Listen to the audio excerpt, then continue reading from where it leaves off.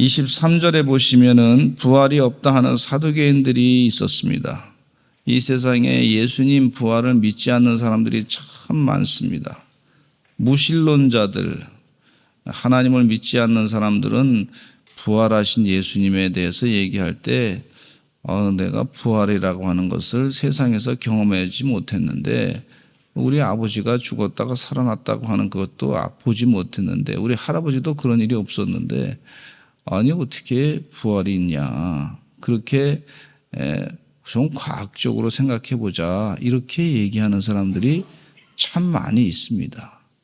인본주의 세상을 갖고 있는 사람들, 또 공산주의자들은 유물론자죠. 물질이 전부 다다. 그래서 물질로만 세상이 다 이렇게 되는 것이니까 사람이 물질로 풍족하면 다 만족하고 산다, 이렇게 생각하는 사람들이 공산주의자들이고 유물론자들이라고 볼 수가 있습니다.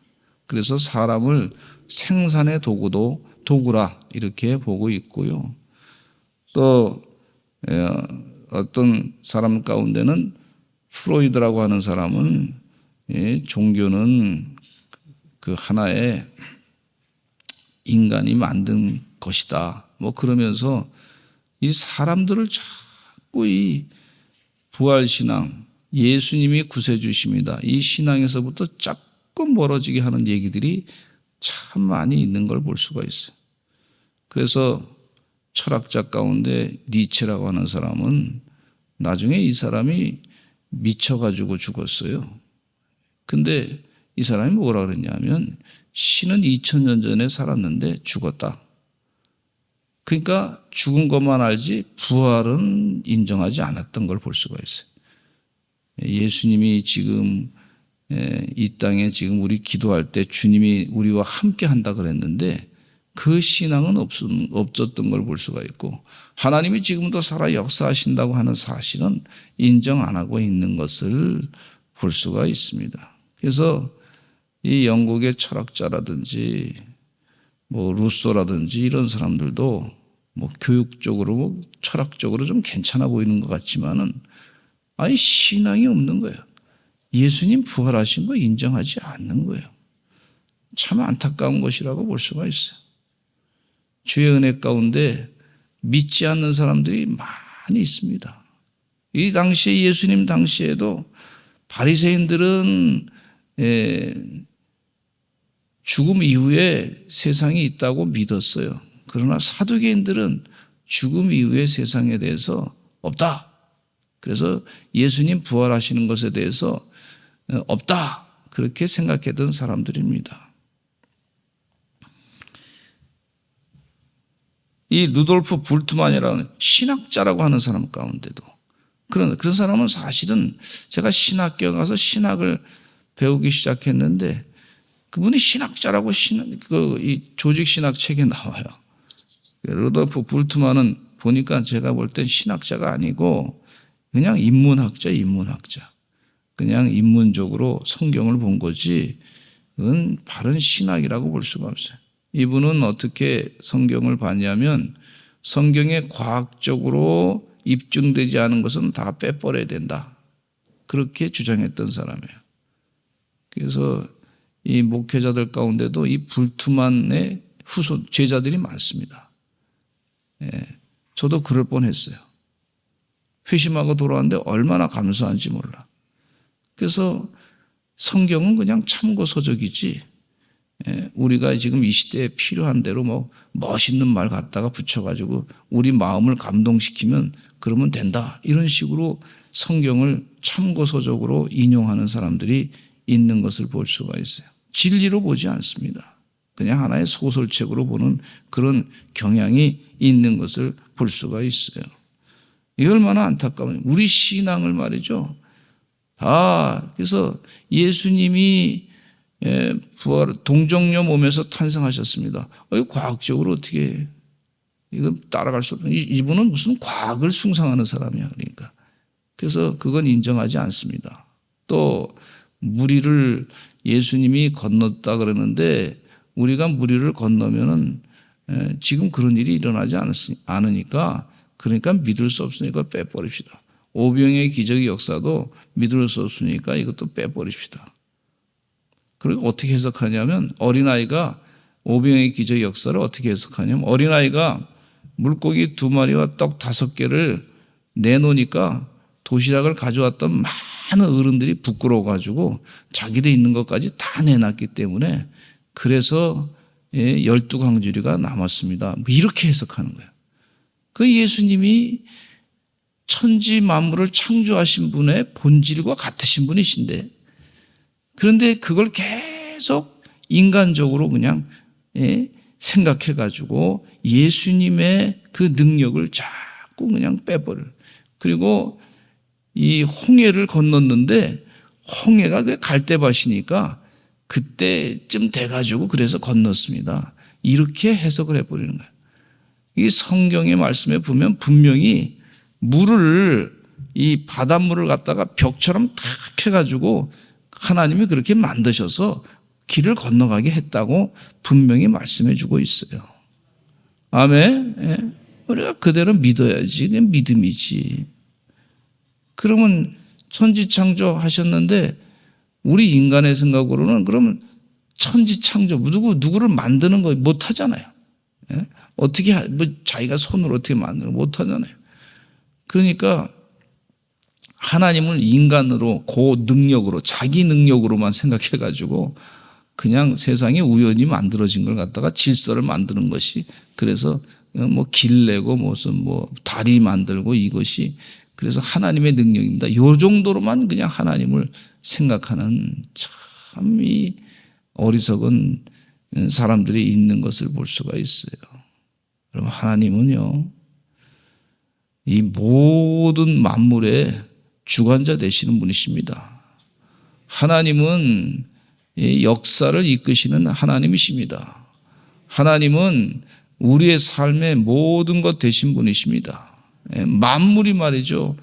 주님으로부터 만물이 나온다고 하셨어요. 만물의 주관자 되신 분이신데 그걸 자꾸 믿음을 자꾸 약하게 만드는 그런 얘기를 우리가 듣고서 인간적으로 성경 말씀 해석해서는 안 될 줄로 믿습니다. 이 사두개인들이 예수께 와서 물어요. 예수님이 부활에 대해서 자꾸 말씀하시고 그러니까 이게 궁금한 거예요. 자기들 생각하고 틀리니까 궁금해서 자꾸 묻는 거예요. 상대방을 좀 꺾어낼 수 있는 그런 것들이 없나? 상대방의 약점을 공격해가지고 그 논리적으로 약점을 가지고 치고 들어와가지고 힘들게 만들고자 하는 그런 모습을 볼 수가 있어요. 그러니까 예수님께서 성경을 오해했다고 말씀해주고 있습니다. 선생님이여 모세에게 일렀을 때 여기 이제 내용 가운데 이 사두개인들이 묻습니다. 24절부터 보시면은 만일 자식이 없이 죽으면 그 동생이 그 아내에게 장가들어 형을 위해서 상속자를 세울지니라 하였습니다. 그러면 우리 중에 7 형제가 있었는데 마지가 장가들었다가 죽어서 상속자가 없으니까 그 아내를 이 형의 아내를 동생이 이제 취해가지고 살게 하지 않습니까? 그게 계대 결혼이라고 하는 겁니다. 계대 결혼 제도예요. 그 집안의 이제 씨를 잘 보존하기 위해서 그렇게 하는 그런 내용입니다. 또 여성도 보호하기 위해서 여성도 이 가문에 있어야지 그냥 남편 죽었다고 다른 곳으로 가면 살 수 있는 방법이 없단 말이죠. 그래서 그 계대 결혼으로 이렇게 제도가 있는데 그래서 또 그 다음 그 남편도 또 죽었습니다. 그 다음에 그 아내는 또 그 다음 사람에게 결혼하게 됐습니다. 셋째 아기 결혼하고 셋째도 죽었습니다. 넷째 아기 결혼하게 되고 넷째도 죽었습니다. 다섯째 아기 결혼하고 여섯째, 일곱째까지 갔는데 다 죽었는데 근데 이분이 이제 부활해서 가게 되면은 나중에 누구랑 결혼해서 살겠습니까? 그렇게 묻는 거예요. 예. 그러니까 예수님이 하신 말씀이 이 말씀하고 계세요. 우리 29절에 같이 읽겠습니다. 시작. 예수께서 대답하여 이르시되 너희가 성경도 하나님의 능력도 알지 못하는 거로 오해하였도다. 30절에 시작. 부활 때에는 장가도 아니가고 시집도 아니가고 하늘에 있는 천사들과 같으니라 그랬어요. 부활 때에는요 장가도 아니가고 시집도 안 가고 하늘에 있는 천사들과 같다 그랬어요. 그러니까 이 세상의 삶의 모습과는 다른 모습으로 살게 되는데 하늘에 있는 천사들처럼 살게 됩니다. 그렇게 말씀해 주고 있어요. 너희들이 성경 말씀을 오해하고 있다. 이 세상의 삶의 모습으로 그대로 가서 그렇게 사는 것이 부활 때, 부활 이후의 모습으로도 그렇게 사는 것이 아니다. 그렇게 말씀해 주고 있어요. 어떤 분이 전도를 했어요. 예수 믿고 구원받고 사시기 바랍니다. 그러니까 이분이 가만히 듣다가 우리 부모님은 예수 안 믿고 살다가 돌아가셨는데 예수 믿으면 천국 가지만 예수 안 믿으면 지옥 갑니다.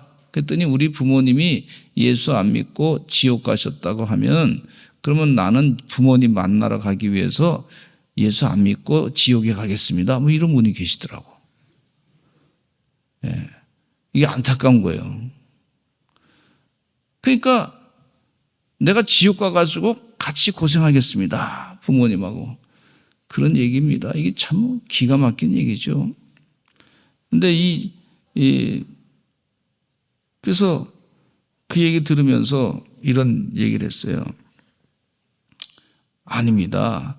반드시 이 땅에 사는 동안에 우리가 믿음을 가지고 심어야 되는데 천국 가야 됩니다. 그리고 천국에서는 부모님이 어떤 분인지 볼 수가 없습니다.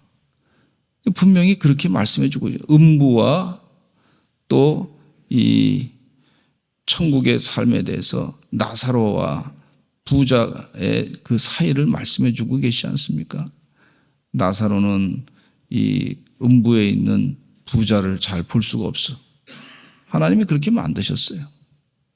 어떤 분은 또 예수 믿으세요 그랬더니 아이고 우리가 부활해서 살 때 영원히 부활체 모르고 사는데 죄송합니다. 영원히 부활체 모르고 사는데 아유 오래 사세요 그랬더니 일찍 죽어가지고 아주 그 모습 좀 젊었을 때 모습으로 부활해서 영원히 사는 게 더 낫지 않습니까? 또 이렇게 해석하시는 분이 계시더라고.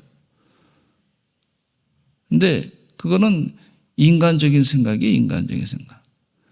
우리가 부활하면요.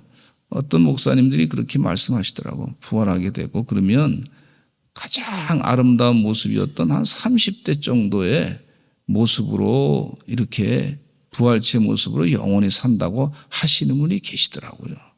근데 저는 그게 공감이 갑니다. 예수님께서 부활하신 연세가 33살이라고 보면은요. 가장 아름다운 모습으로 부활하시지 않았나 그런 생각을 갖게 합니다. 그러니까 100세가 되셔도 120세가 돼서도 몸이 꼬부러지고 얼굴이 좀 피부가 찌글찌글해져도 두려워하지 마시기를 간절히 축원합니다. 인간적인 판단이 아니고 하나님이 하시는 걸 어떻게 우리가 그걸 자꾸 인간적으로 판단하겠습니까? 또 어떤 분은 우리 가족들이 참 힘들게 살았는데 그곳에서 또 이렇게 또 서로 만나고 말이죠. 으르렁대고 싸우면 어떡합니까? 아니에요. 다 그거 쓸데없는 거 다 내려놓게 만드셔요. 하나님께서. 아멘.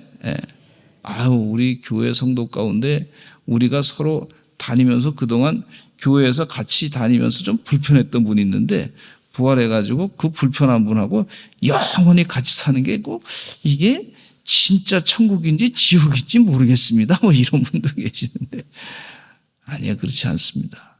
그거 다 잊어버리게 만들어주시는 우리 상처를 다 잊어버리게 만들어주실 줄로 믿습니다.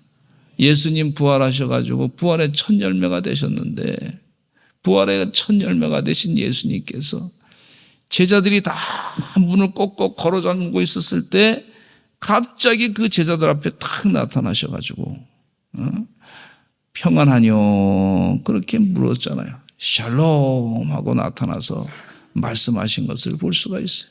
야, 그리고 한참 말씀하시면서 제자들에게 그 도마가 의심하니까 또 의심했다고 하는 것을 듣고 예수님께서 또 나타나셔가지고 도마가 보지 않고는 내가 믿지 않겠다 그러니까 예수님이 얼마나 부활하신 다음에 친절하셔서 불쌍하니까 또 나타나셔가지고 손자국도 다 이 손에 목자국도 만져보게 하시고 또 창자국도 만져보게 하시고 그러면서 하시는 말씀이 네가 본 거로 믿느냐 보지 않고 믿는 자들은 복이 있도다 이런 말씀하고 있어요.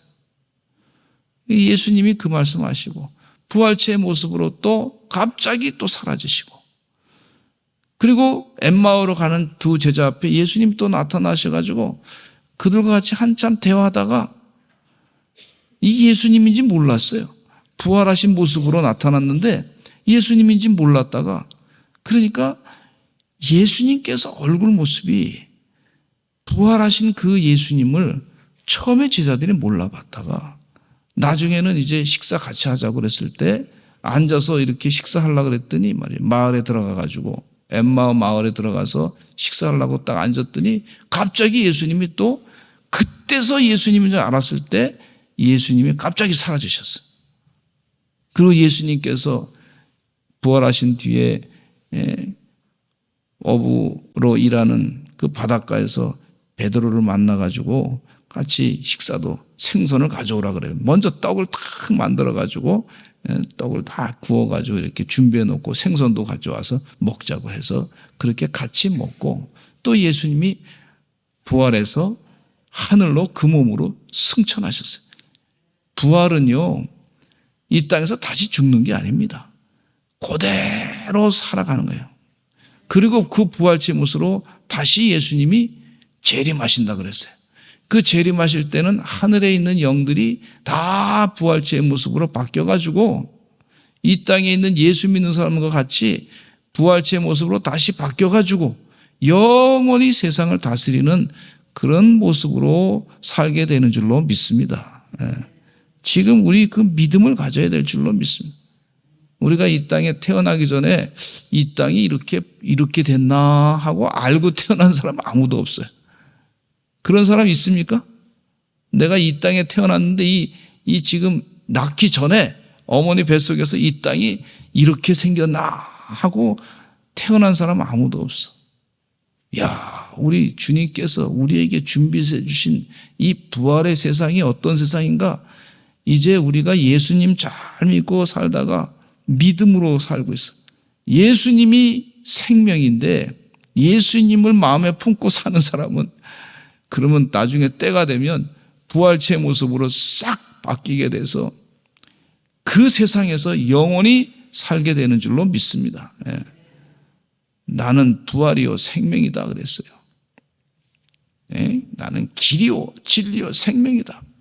부활체의 모습으로 영원히 사시는 소망을 가지고 사시는 여러분 되시기를 간절히 축원합니다. 그러면서 예수님이 하신 말씀이 죽은 자의 부활을 31절에 보니까 죽은 자의 부활을 논할진대 하나님이 너에게 말씀하신 바 같이 32절 읽겠습니다. 시작. 나는 아브라함의 하나님이요 이삭의 하나님이요 야곱의 하나님이로라 하신 것을 읽어보지 못하였느냐. 하나님은 죽은 자의 하나님이 아니요 살아있는 자의 하나님이시라 하시니 살아있는 자의 하나님이시다. 살아있는 자를 여기서 보면은요 예수님을 믿는 사람, 메시아로 믿는 사람, 예수 그리스도를 믿으면 영생을 산다 그랬는데 그 믿는 사람이 바로 살아있는 사람이다. 이렇게 말씀해 주고요. 살아있는 사람은 영원히 사는 사람이 진짜 살아있는 사람이다. 너희같이 믿음이 없는 사람은 살아있는 사람이 아니다. 부활이 없다라고 생각하는 사람은 그런 사람은 살아있는 사람이 아니다라는 거예요. 우리 주님께서 우리에게 믿음을 보시는 줄로 믿습니다. 부활체의 모습으로 영원히 사시는 것을 믿음으로 살아가시는 하나님의 종들이 되셔야 될 줄로 믿습니다. 우리 사는 인생, 이 육신의 삶으로 사는 인생은 이거 가지고는 영원히 못 산단 말이죠. 그걸 만드신 분께서 아신 거예요. 만드신 분께서.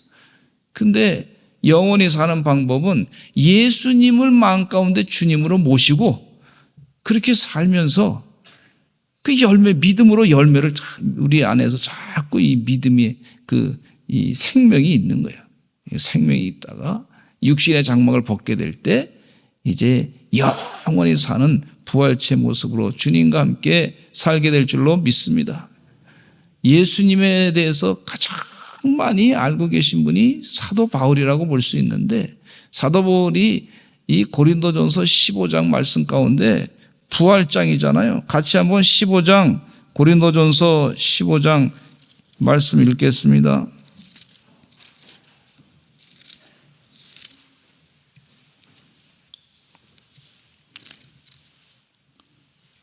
(15장) 20절 읽겠습니다. 15장 283쪽에 있는 말씀 시작. 그러나 이제 그리스도께서 죽은 자 가운데서 다시 살아나사 잠자는 자들의 첫 열매가 되셨도다. 할렐루야. 첫 열매가 되셨어요. 다른 사람들도 죽었다가 산 사람이 있어요. 나사로도 죽었다 살았는데 그가 그 몸으로 부활 승천했다 그런 말이 없어요. 다시 죽은 거죠. 또 야이로의 딸도 죽었다가 살았는데 다시 그 사람은 또 살았다가 또 죽었단 말이죠. 근데 예수님은 죽지 않으셨어요. 그것이 바로 부활의 첫 열매라는 거예요. 할렐루야. 그래서 우리도 그렇게 주님과 같이 부활체의 모습으로 영원히 살 줄로 믿습니다. 자, 42절 또 읽겠습니다. 42절 시작. 죽은 자의 부활도 그와 같으니 썩을 것으로 심고 썩지 아니할 것으로 다시 살아나며 욕된 것으로 심고 영광스러운 것으로 다시 살아나며 약한 것으로 심고 강한 것으로 다시 살아나며 육의 몸으로 심고 신령한 몸으로 다시 살아나느니 육의 몸이 있은즉 또 영의 몸도 있느니라. 할렐루야. 우리가 이제 영의 몸으로 다 우리 52절 읽겠습니다. 51절과 2절 시작. 보라 내가 너에게 비밀을 말하노니 우리가 다 잠잘 것이 아니요 마지막 나팔에 순식간에 호련히 다 변화되리니 나팔 소리가 나매 죽은 자들이 썩지 아니할 것으로 다시 살아나고 우리도 변화되리라. 할렐루야. 이렇게 변화될 것이다 약속해 주고 계시네요. 주의 은혜 가운데 이 땅에 사는 동안에 예수님을 나의 구세주로 주님으로 온전히 모시고 살면서 부활체의 모습으로 영원히 사시는 하나님의 종들 되시기를 간절히 축원합니다. 심어야 돼. 믿음을 자꾸 심어야 돼. 주님이 나의 구세주이십니다. 그래서 우리 육신의 삶은요, 이 땅에 사는 동안에는 믿음으로 주님이 나의 구세주이십니다. 그걸 심는 삶이에요. 진짜 삶은 우리가 영원히 부활체의 모습으로 어떤 의미에서 보면 영원히 사는 것이 진짜 삶이라고 볼 수가 있어요. 그렇게 사시는 하나님의 종들 되시기 바랍니다. 하나님의 비전이 거기에 있어요. 그 비전을 이루시는 주의 종들 되실 줄로 믿습니다. 우리 다 같이 주여 많이 하시고 통성으로 기도하겠습니다. 부활체의 모습으로 영원히 주님과 함께 사는 축복을 주셨으니 감사합니다. 주의 은혜 가운데 이 땅에서 사는 동안에 믿음을 심고 예수님이 나의 구세주를 믿고 잘 증거하는 삶이 되게 하여 주시옵소서. 주여 많이 하시고 기도하겠습니다. 주여